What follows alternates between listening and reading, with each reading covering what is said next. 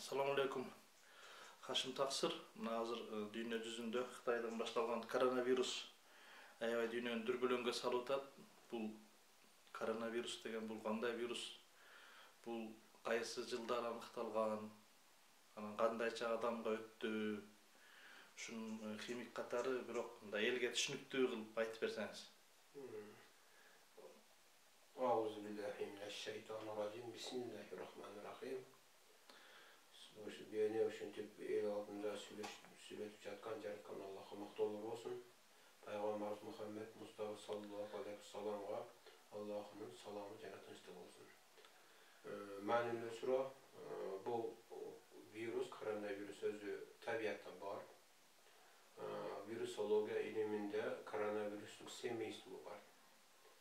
Şu semeyistliği o kirgen virüs olup eseplenildi. Ana жаратылышта көбүнчө бул канаттуулардын да организмге көбүрөөк болот. Бирок алар өлбөйт, Аларга мынчалык биздигиндей катуу таасир этпейт. Анын себептери бар.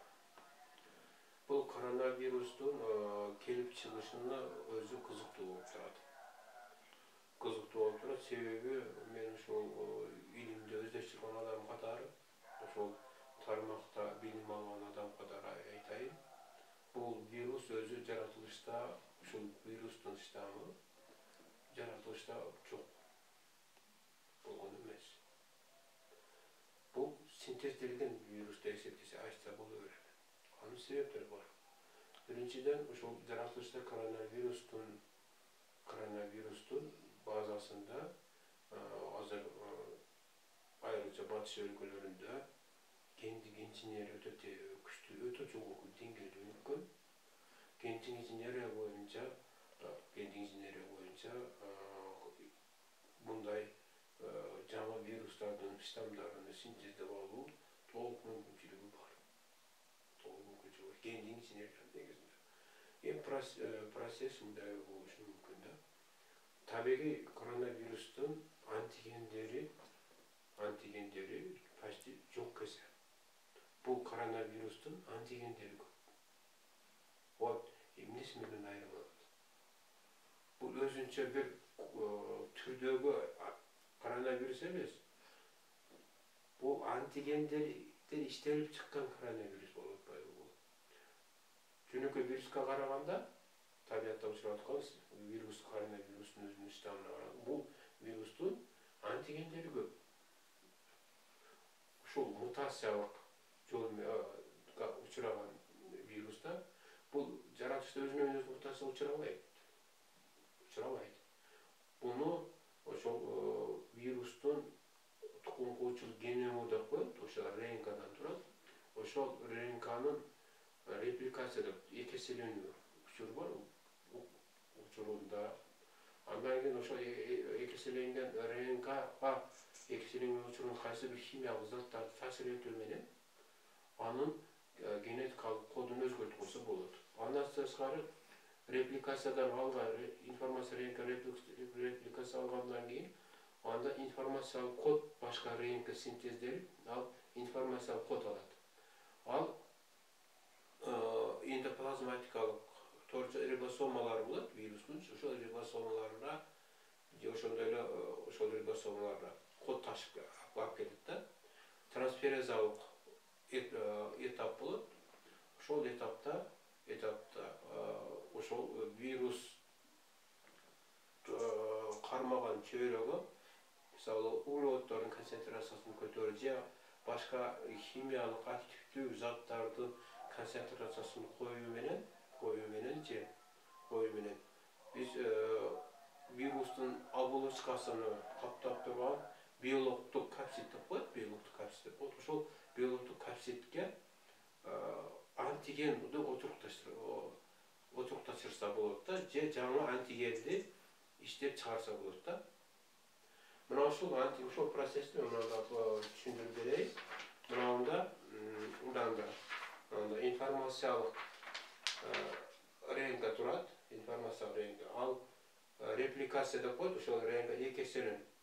Ошол бир вирус экиге бөлүнө турган учурунун башталышыны биринчи ошо куңкучук РНКдан геномдон башталат да. репликация деп коет. Ошо репликациядан кийин жаңы эки тукум куучу информация реңки пайда болот да, анан ошонун түзүлүштөгү болгон белот капсуласында да бөлүнүү процесс башталат. Ошол бөлүнүү процессин жүргүзүш үчүн информациялык реңки код алган болот, көчүрүп алат жаңы реңкада. Ошол информациялык реңкинин биологдор синтездегенге бара турган аралыгын трансферазалык реңк этап деп коет. Ошол этапта ошол вирусту кармаган чөйрөнүн химиялык заттардын кандайдыр бир активдүү химиялык заттарды концентрациясын көтөрүү менен таасир этүү менен мутацияга учуратса болот да. Муну демек адамдар жасаганбы? Ошол мутация учурагандан кийин ошол мутациянын багыты болот. Мисалы бунун антигендерин көбөйтүү боло турган болсо, дайын случая, бул антигендер иштелип чыгат. Белоктун белок капсид капталып турат мына. Ошонун сыртына рецептор катары антиген иштелип чыгса болот. Бул антиген деген өз түзүлүшү протеглюкон деген заттардан турат. Ал баягы мындай шапалакча деп коет. Мисалы жаныбарлардын сперматозоидунун кыймылдада турган жигутик деп, орусча жигутик деп коет. Баягы кыймылдада турган шапалакча болот.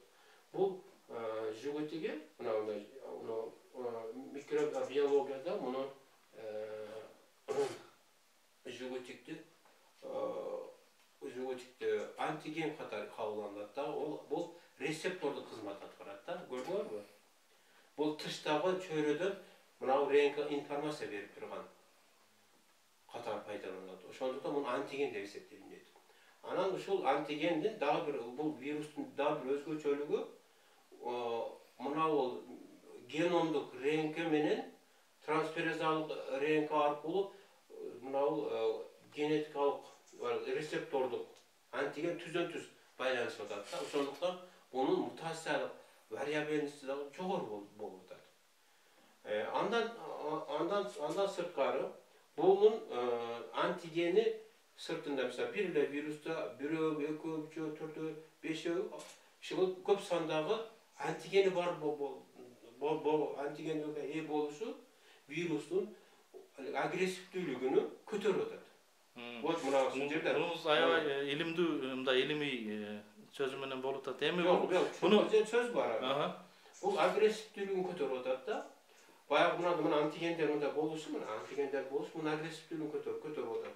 Ошонун кесепетинен мынау биринчи вирус аба аркылуу адамдын организмине келип түшкөндө, мисалы тамактабы, мурунун көңдөйүндөгү ал эпителиевый слойго келип чыгат.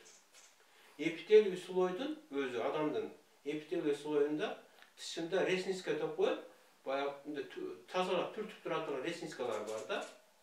Көрүнгөнбү, бул вирустун көлөмү кичине болгондо мына ресницалар бар. Бул эпителиевый слойго түшүп калгандан кийин вирус эмне үчүн тезирээк адамдын организмине өтүп кетип жатат. Вот ушул жерде механизм бар. Вирустун эпителиевый клеткалары бар. Например, бул мында модельдештирилген түзүлүш да, мына модельдештирилген түзүлүш клеткада эпителиевый клетканын мембранасына жарып, эпителиевый клетканын ичине кирип кетип атат, клетканын ичине кирип кетип атат. Кирип кеткенден кийин бул өтө тез мутацияланат да. Мутацияланып өтө тез көбөйөт. Өтө тез көбөйүп, мына вирус клетканы тиричилик процессин өзү башкарып алат да, вирус. Башкарып алгандан кийин бул эпителиевый слойдогу турган клеткалар функция эте албай калат. Көрдүңөрбү? Ошентип адам өлүп калып атат, Эми мына жерде чоң маселелер келип чыгат да. Мисалы эпителиевый слой мына биздин ооздон баштап ашказан, кызыл ашказан, ичеги, жоон ичек, көчкө чейин эпителиевый слойдон турат. Андан бөлөк мурун, өпкө дем алуу системасы да ошондой, ооз көңдөмө дем алуу системасы да анан бөлүп чыгар системасы да эпителиевый слойдон негизинен турат да. Ошондон эң негизги вирусту virus paralizovat etip atkан болгон бул бөйрөк болуп эсептелинет. Вот бөйрөк себеби муну врачтар жанагы адамдар түшүнбөйт. Врачтар жакшы билсе бөйрөк өзү эпителиялык слойдон турган нефрондордон түзүлөт бөйрөк өзүчү. Нефрондор bir же эки катмарлуу эпителиялык слойдон түзүлөт да.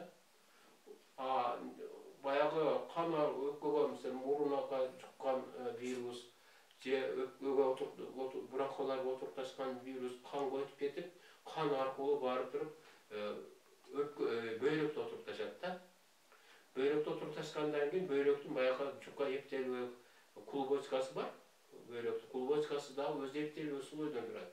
Андан ары нефрондук турба менен өтөт. Ошо нефрон турба өз 1-2 слойдон турган эпителиялык клеткалардын катмарынан турат да.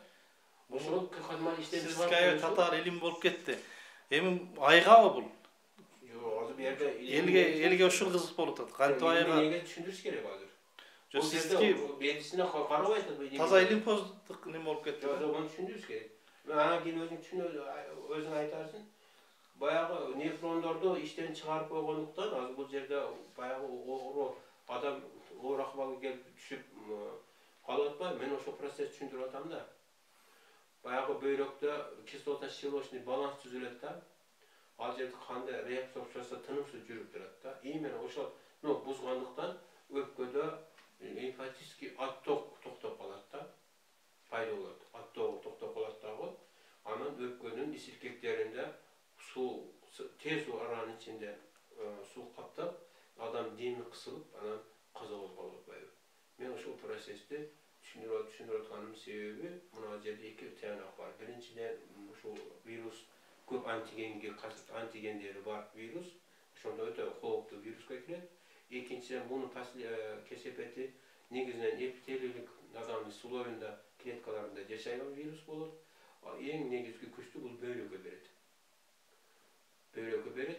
Бөйрөктөгү канды реабсорбциясыны бузгандыктан ал жерде кислотно-щелочный баланс түзүлөт организмдинчи, заттардынчы.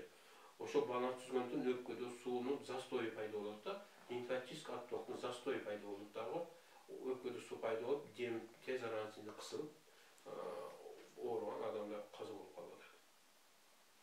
Эми айгабы муну кантип айыктырат? Же болбосо өзүнөн өзү өлүп калабы кандай шартта? Эми бул азыр ушул маселени баардыгы эле баш ооруп атат. Буну вирустан айыктырса болобу, жокпу деген суроо өтөт. Мына азыр мен дайыма интернеттен кабар алып турам. Кытайда ошо дарылап биринчи этабында, экинчи этабында айыккандар болгон экен, кайрадан рецидив болуп тур да. Ошондуктан ушул маселени мен кеңири айткым келип атат. Бул ооруну айтып атпаймынбы, бул вирус бир канча патология пайда кылып атат да. Тамакта пайда болуп атат, ооз мурун көңдөйүндө, өпкөдө, бөйрөктө, анан силикон организмде метаболизмди резко токтотуп коюп атат. Көрүп атпайсыңарбы? Демек, бул ооруну дарылап жатканда, ооруну дарылай турган болсо, биз ушул патологияларды менен эсептешиш керек. Вирус пайда болуп аткан патологияны эсептешиш. Ошондуктан биринчи кезекте бул вирустан организмди коргонууну карашыбыз керек. Коргонуу үчүн мен ойлойт элем, май кармаган ал заттарды пайдаланыш керек. Мисалы, мурун көңдөйүн, ооз көңдөйүн, тамакты, мисалы айталы, витамин А менен мисалы майлап туруш керек. Витамин А менен себеби витамин А слизистый слойдо белгилүү бир убакытка чейин жука пленка сыяктуу слой пайда болуп турат да, себеби витамин Аны майлап кыласың, уюлсуз келет, тартылбайт. Ал жерде слизистый слойду сырткы бетин слизистый оболочканы жабууга мүмкүнчүлүк болот да, белгилүү бир убакытка чейин. Мисалы айталы, ар саатта мисалы витамин А менен ооз көңдөйлүү мурундарды сыйпап туруш. Мен ушуну сунуш кылат элем. Витамин А. Андан сырткары ал болсо балыктын майында сыйпап туруш. Ал азык кыла турган хлорофилл деген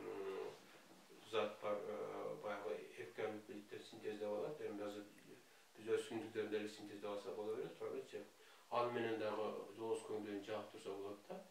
Ал бардыгы тең неполярный химиялык заттар келет да. Бул белгилүү бир убакытча пленка жаап турса, вирустун кирип сактанууга эптеп суу өтпөгөнгө мүмкүнчүлүк берет. Бул биринчи мен ошо ооруган адамдарга профилактика катары сунуш кыла турган нерсем да. Экинчиден, эгерде кандай бир симптомдор сезе турган болсо, ошол коронавируска тийишелүү болгон симптом сезе турган болсо, өпкөнү ингаляция кылуу маселесин айткым келет да.